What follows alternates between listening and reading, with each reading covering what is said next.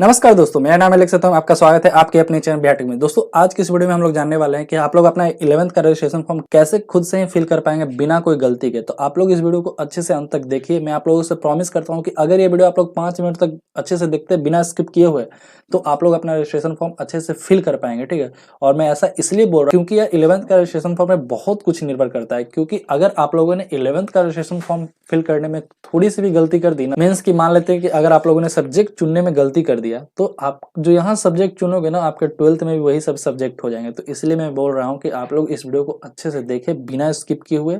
मैं यार 5 मिनट के अंदर आप लोगों को समझा दूंगा कि कैसे आपका रजिस्ट्रेशन फॉर्म फिल होगा।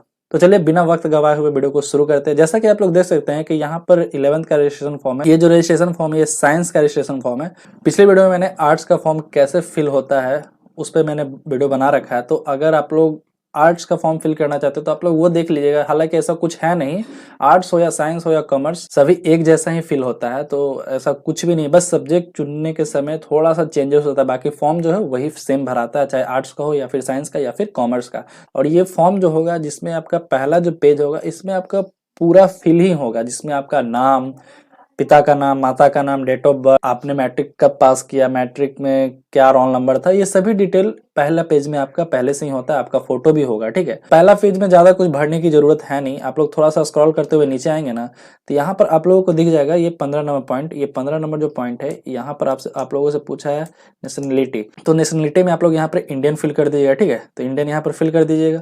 उसके बाद आते हैं 16 नंबर पॉइंट में। 16 नंबर पॉइंट में पूछा जा रहा है कि रिलीजन, मतलब यहाँ पर आप लोगों का अपना धर्म पूछ रहा है। तो आप लोग जिस भी धर्म के आप लोग यहाँ पर फिल कर दीजिए। अगर हिंदू है तो कैपिटल लेटर में हिंदू फिल कर दीजिए। अगर मुस्लिम है तो कैपिटल लेटर में मुस्लिम, सिख, ईसाई जो भी है आप लोग यहाँ पर फिल कर दीजिए। एक बात हमेशा याद रखिएगा कि फॉर्म हमेशा कैपिटल लेटर में ही फिल होता है, तो आप लोग यहाँ पर कैपिटल लेटर में ही लिखिएगा। ठीक है, उसके बाद हम लोग नीचे आते हैं थोड़ा सा।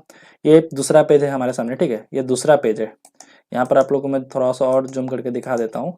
तो यहाँ पर क्या पूछा जा रहा है, यहाँ पर एक 17 नंबर पॉइंट पूछा जा रहा है कि कृपया अपना आधार नंबर अंकित करें। मीन्स कि ये जो डब्बा है, ये डब्बे में आप लोगों को अपना आधार नंबर जो 12 डिजिट का होता है वो फिल करना है। तो आप लोग यहाँ पर अपना आधार नंबर फिल कर दीजिएगा। ठीक है, जैसे ही आप लोग आधार नंबर फिल करते हैं उसके बाद थोड़ा सा नीचे स्क्रॉल करते हुए नीचे आएंगे।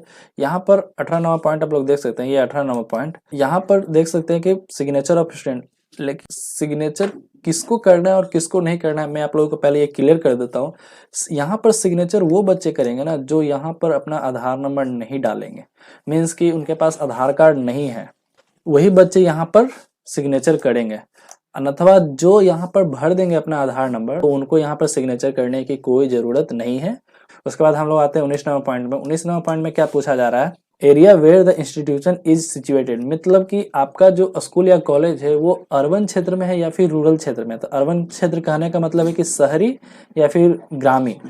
तो जो भी आप लोगों का स्कूल या कॉलेज जिस भी क्षेत्र में आता है, अगर अर्बन क्षेत्र में आता है तो अर्बन में टिक कीजिएगा, अगर रूरल क्षेत्र में आता है तो रूरल में टिक कर दीजिएगा। दोनों में से किसी एक ही को टिक करना है। तो जिस भी क्षेत्र में आता है आप लोग को टिक कर दीजिएगा। उसके बाद हम लोग नीचे आते हैं। यहाँ पर पूछा जा रहा है subdivision where the institution is situation. Means कहने का मतलब ये है कि आपका कॉलेज या स्कूल जहां पर भी है उसका अनुमंडल कहाँ है। ठीक है, तो सब डिवीजन कहने का मतलब है कि अनुमंडल। तो आपका स्कूल या कॉलेज जहां भी है वहां पर इसका अनुमंडल फिल कर दीजिएगा। यहाँ पर आप लोगों को अनुमंडल फिल कर देना है। उसके बाद हम लोग आते हैं 21 पॉइंट्स में। यहाँ पर आप लोग अपना मोबाइल नंबर फिल कर दीजिएगा। मोबाइल नंबर फिल कर 22 पॉइंट्स में ईमेल आईडी, तो यहाँ पर आप लोग ईमेल आईडी अपना फिल कर दीजिएगा। उसके बाद आते हैं 23 पॉइंट्स में पूछा जा रहा है स्टूडेंट नेम इन हिंदी।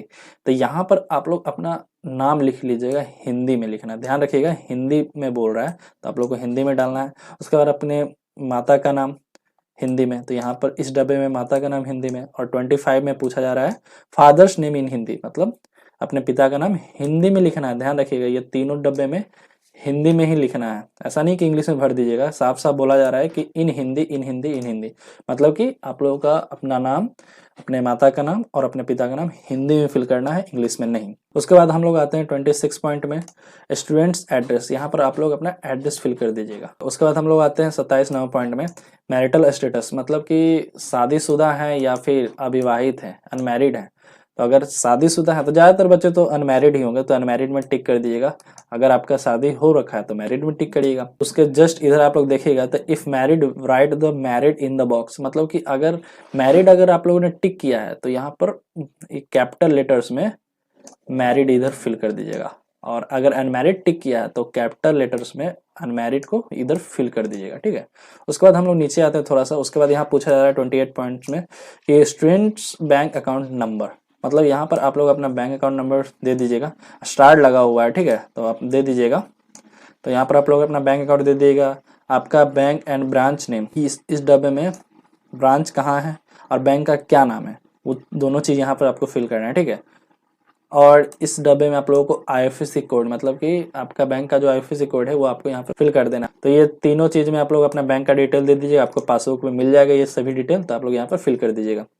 उसके बाद हम लोग आते हैं 31 पॉइंट्स में, two identification marks of student, मतलब कि आप लोगों का अपना कोई दो चिन्हासी बताना है। यहाँ आप ही रोहन है या फिर आप ही सोहन है, तो आप लोग का ना बॉडी में कहीं ना कहीं कोई कट फट या फिर हो सकता है तिल हो, वही यहाँ पर आप लोगों को फिल करना है, ठीक है। मान लेते हैं कि जैसे नाक पे कटा हुआ है तो लिख देंगे a cut mark on nose. आप लोगों को अपना दो आइडेंटिफिकेशन मार्क्स डालना है जिससे आपका पहचान हो सके कि हाँ आप ही सोहन हो, आप ही रोहन हो, ठीक है। उसके बाद हम लोग आते हैं 32 पॉइंट्स में। 32 पॉइंट्स पूछ रहा है medium of appearing in examination, मतलब आप लोग अपना परीक्षा किस मीडियम से देना चाहते हैं, हिंदी मीडियम से या फिर इंग्लिश मीडियम से। जिस भी मीडियम में आप लोग देना चाहते हैं उस मीडियम में टिक कर दीजिएगा। हिंदी में देना चाहते हैं तो हिंदी में टिक करिएगा, इंग्लिश में देना चाहते हैं तो इंग्लिश में टिक कीजिएगा। पेज 2 खत्म हो गया, ठीक है। अब हम लोग आते हैं पेज 3। ये सब्जेक्ट चुनने वाला पेज है। यहाँ पर हम लोगों को सब्जेक्ट चुना है तो यहाँ पर बहुत अच्छे से ध्यान दीजिएगा, ठीक है, क्योंकि यहाँ पर अगर आप लोगों ने सब्जेक्ट चुनने में गलती कर दी तो प्रॉब्लम में आ जाओगे। इसलिए मैं बोल रहा हूँ आप लोग अच्छे से देखिए इस वीडियो को और अच्छे से अपना सब्जेक्ट को सिलेक्ट कीजिएगा, ठीक है। तो जैसे कि आप लोग हेडिंग में पहले पढ़िए कि compulsory subject group total 200 marks, ठीक है। Select tick one subject from इस ग्रुप, इच सब्जेक्ट 100 मार्क्स।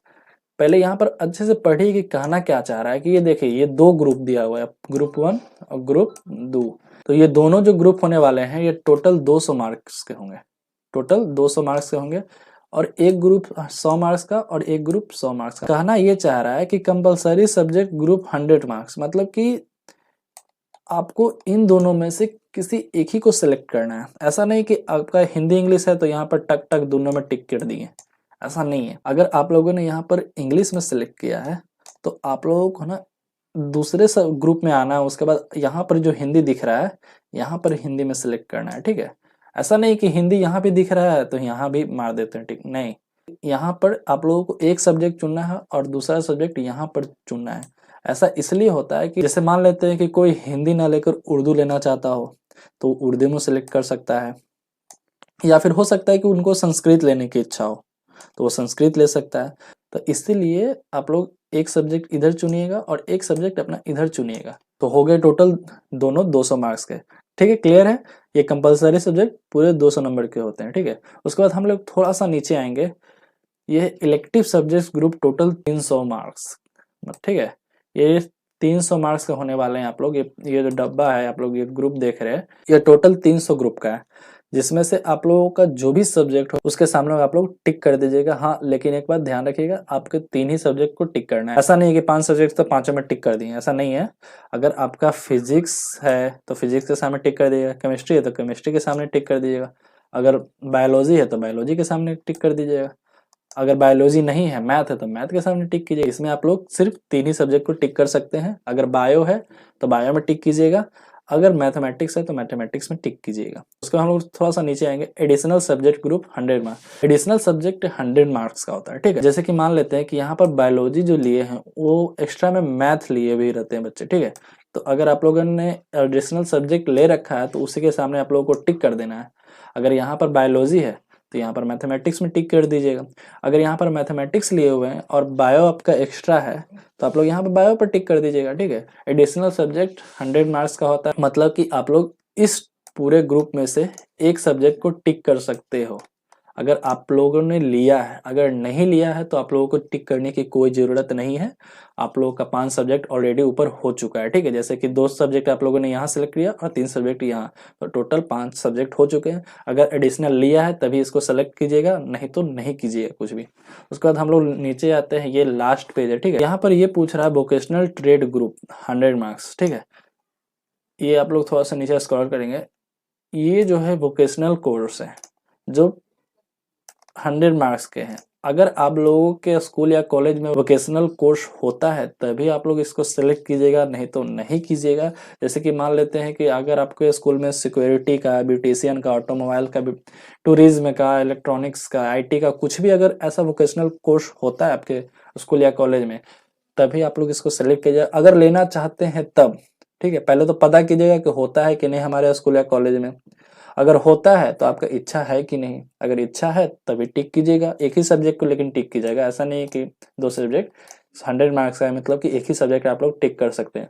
तो लिए हैं तभी टिक कीजिएगा, और अगर नहीं लिए हैं तो इसको छोड़ दीजिएगा, इस पर ज्यादा थोड़ा ध्यान नहीं दीजिए। उसके बाद हम लोग थोड़ा सा नीचे आएंगे, signature of parents and guardian. यहाँ पर आप लोग अपने पेरेंट्स से सिग्नेचर करा लीजिए। ठीक है, यहाँ पर आप लोग अपने पेरेंट्स से सिग्नेचर करा लेंगे, और यहाँ पर स्टूडेंट सिग्नेचर इन हिंदी, यहाँ पर आप लोग अपना सिग्नेचर हिंदी में कर लीजिएगा। ठीक है, और उसके बाद थोड़ा सा इधर आएंगे तो हम लोग को दिख रहा है स्टूडेंट सिग्नेचर इन इंग्लिश, यहाँ पर आप लोग अपना सिग्नेचर इंग्लिश में कर लेना है। क्या चीज में? इंग्लिश में आप लोग कर लेंगे। यहाँ पर पेरेंट्स करेंगे, इस डब्बे में आप लोग हिंदी में करिएगा, अपना ही सिग्नेचर हिंदी में कीजिएगा, और इस डब्बे में आप लोगों को इंग्लिश में कर लेना है अपना ही सिग्नेचर।